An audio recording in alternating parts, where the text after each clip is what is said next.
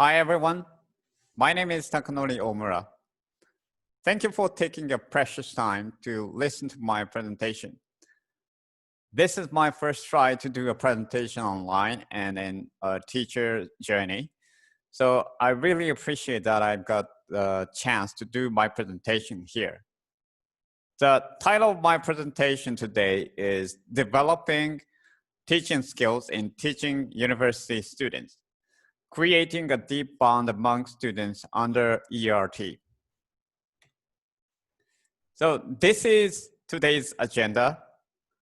First, I'll start by self-introduction, and I will introduce Soka University a little, where I work at. And I move on to the first section, which is development of teaching skills and or expertise with some topics. And then I will move on to the next section, which is teacher career journeys, which includes some topics. First of all, I'll briefly tell about myself. I was born and raised in Fukuoka Prefecture, which is located in Kyushu, southern island of Japan. Currently, I live in Tokyo, and I'm teaching English at Soka University. My career teaching English actually started from a volunteer program with my interest in my local area in my hometown. I taught English elementary kids after school and on weekend. The kids' grade were from the first to sixth grade. At the same time, I was teaching as a part-time teacher in junior high school, and some years later, I finally passed the national teacher exam and became a full-time teacher. So 2 years ago, I enrolled the graduate school of Soka University and studied in TESOL. So this was the biggest milestone in my life because I was able to engage myself so much into study and realized again that how English teaching is important and enjoyable for Japanese students. After graduating from the graduate school, I got an assistant lecturer position here in Soka University and officially quit my job of junior high school and started my new career as an EFL teacher for university level. Let me just briefly introduce Soka University, where I currently work at. So the location of the campus is in Hachioji. It's very beautiful, and Tokyo. Almost 7,500 students are studying and about 11% of them are international students. English is a required subject for all the students, and the appropriate level is assigned as per student's TOEIC score that they had to take before the enrollment. The university has been recognized as a super global university since 2014. So the student motivation towards English study is relatively higher than the other universities, I believe. Now, I'll move on to the next section, which is development of teaching skills and or expertise. I'd like to talk about what kind of hardship and difficulties I had and my student may have had. First of all, and this must be something that applies to most people at the time before Corona spread out. Nobody was familiar with having online classes. You can't physically meet your students and can't use physical materials. Everything which used to be normally used before became impossible to implement in the class this semester. So most of the things I was planning in my head before Corona got affected and had to be revised. The thing which I concerned most was how to evaluate students.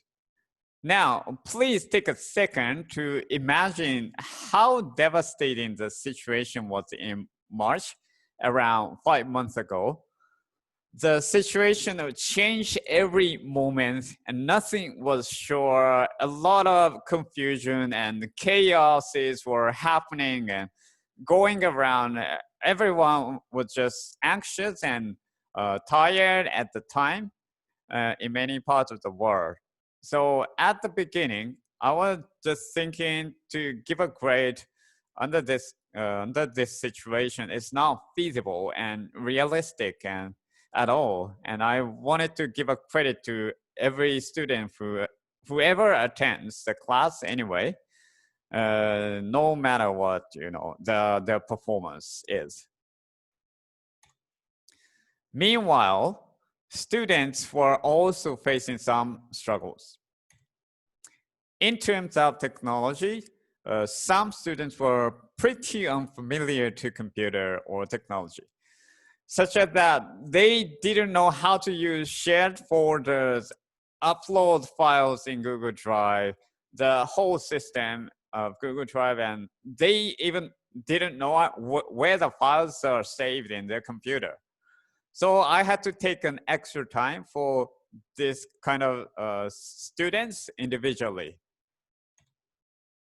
In terms of caring their mental side, we might have been slightly more nervous at the beginning as compared to the normal on-campus classes because most students are in the first year and never met each other. So to have a conversation looking at the other people's face through the display should have been a strange moment for them. And of course, me too. And also the data restriction was another issue for some students and for me, because the university decided to conduct a whole online classes in the last semester. Students ended up taking all classes online, which exhausted their data and which might have increased their financial burden, as well as the possible decrease in financial income for their family. I'm going to talk about the most significant aspects I highlighted in this semester. The first thing came to my mind was that probably they are stressed out in this situation as they have to be stuck at home, can't go out and refresh themselves and meet their friends.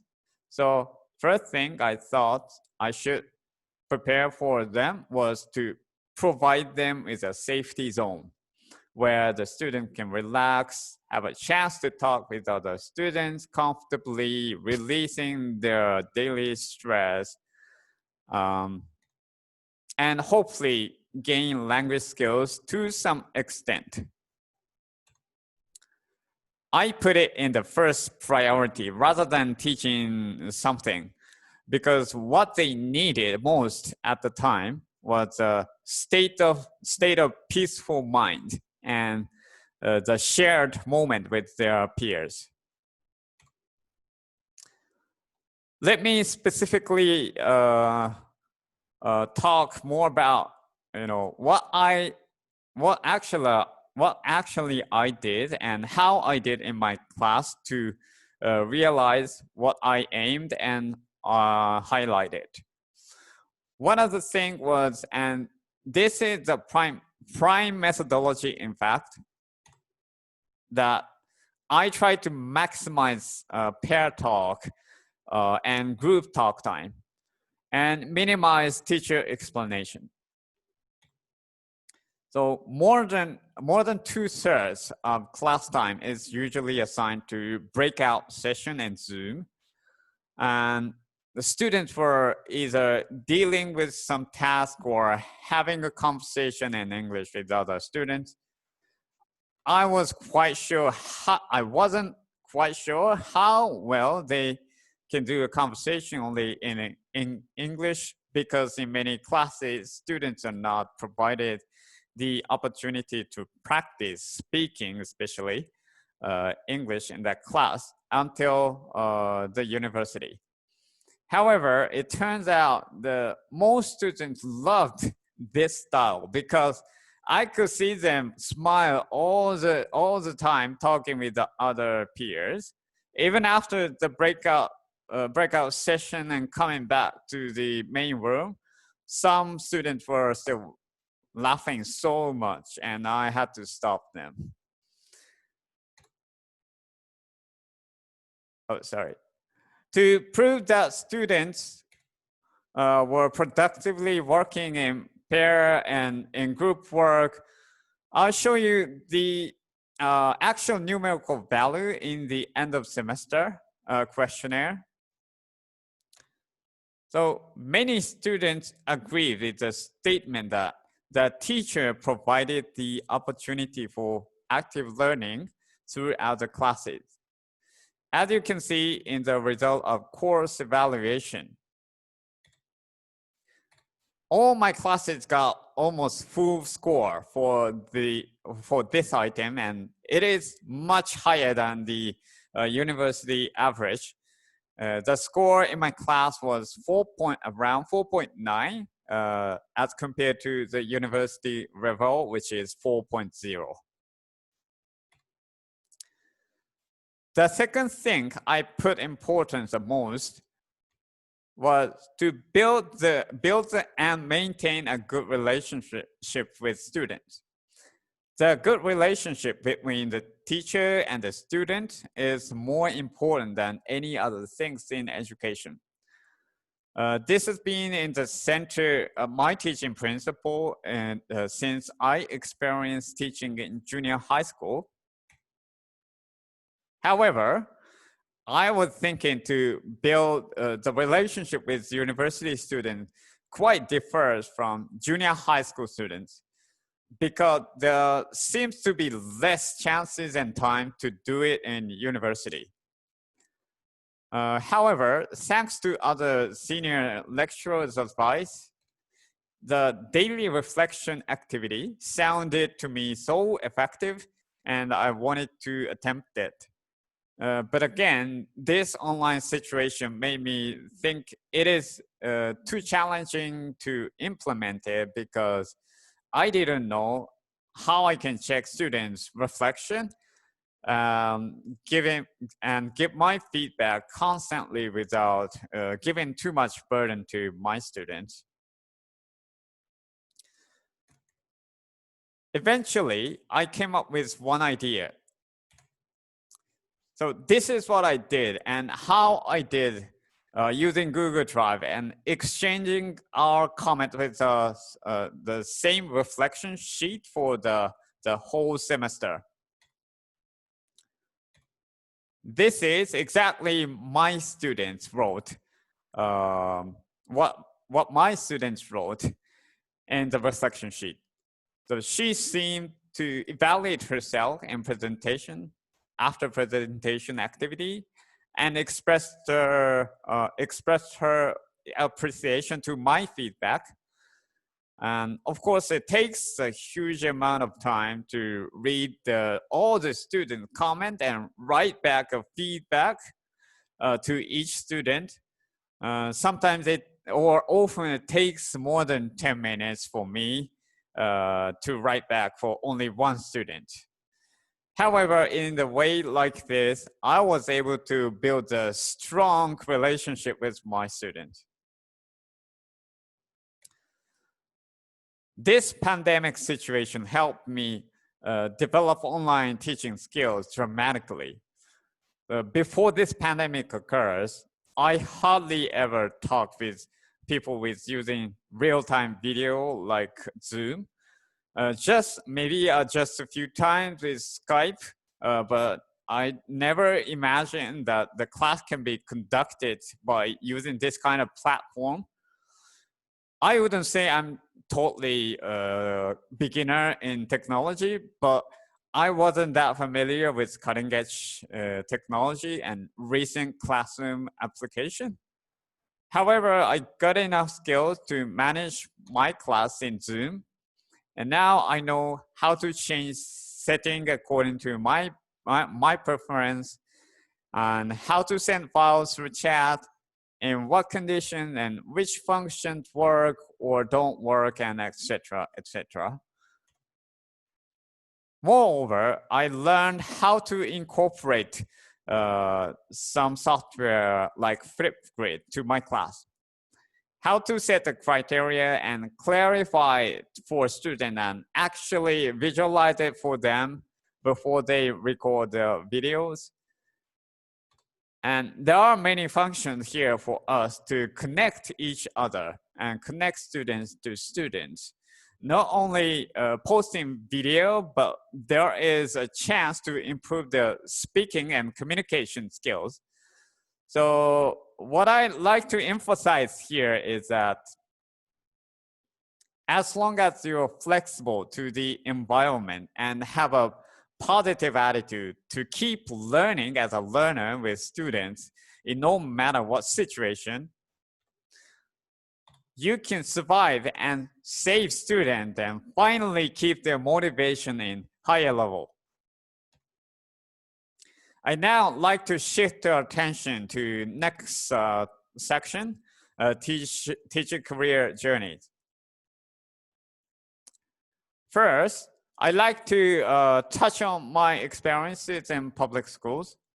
I'll make it really brief since digging into it takes time and the time is limited. And I have worked at elementary school and junior high school more than 10 years altogether. And I taught special needs students in elementary school and English in junior high school. And as you can predict, teaching English in junior high school is totally different from university teaching in terms of student age and level than the curriculum. The biggest part that I have felt so far is its freedom. In university, there's much more freedom. So how to design the curriculum and daily classes totally relies on teachers. However, one thing which I believe is universal and should be significant for any stages of education is that power of relationship between the student and the teacher. So this is the most important aspect which I learned from my experience and should be applied to university level.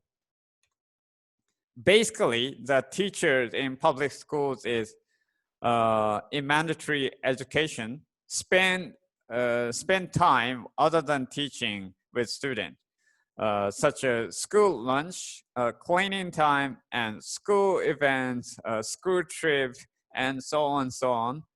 So the relationship occupied the huge part in teaching. The classes, as you can imagine, never work out without a good rapport with students. This fundamental thing has become the most important teaching principle for me and has made me be able to build a great relationship with students in the first semester of the university teaching. Now, what are the necessary things for students under the current situation? The student under this difficult situation definitely needs financial support, the support for mental side, the peers to learn together, in the encouragement from the teachers. Both teachers and students have got familiar to using online platform like Zoom to have classes and to take online classes are getting even normal in next semester. And even though some university already announced that they will have blended teaching from next semester, the subject like English, which might increase the risk of virus spread due to the contact and oral interaction, will not be in the list. So in case of my university, as basic subject is mandatory for most students, basic English subject is mandatory for most students. Many students have to come to the classroom and increase the risk of the infection if the university allows to do so.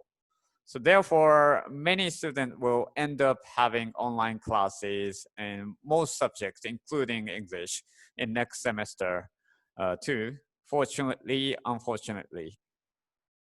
So in conclusion, the students need intensive support from several different angles. They can enjoy learning with their peers and the constant encouragement of teachers. I think the classroom, especially in the situation, should not only be the learning place, but also the safety zone for them. Finally, let me focus on what is expected of me for next semester. As an EFL teacher, I'm even more motivated to develop my teaching skills and my ability in humanistic side, so that I can always be prepared for a student when students need my support for their mental side as well. For example, vocabulary development for student online was quite difficult last semester, because to make the class interactive and more communicative in vocabulary looked very hard to me. So I'm planning to put more time for vocabulary teaching in the syllabus, with getting some help from a useful software like Quizlet, and apply to teaching ways. So we faced a lot of changes last semester, and despite that, we were expected to be stable in normal as a teacher.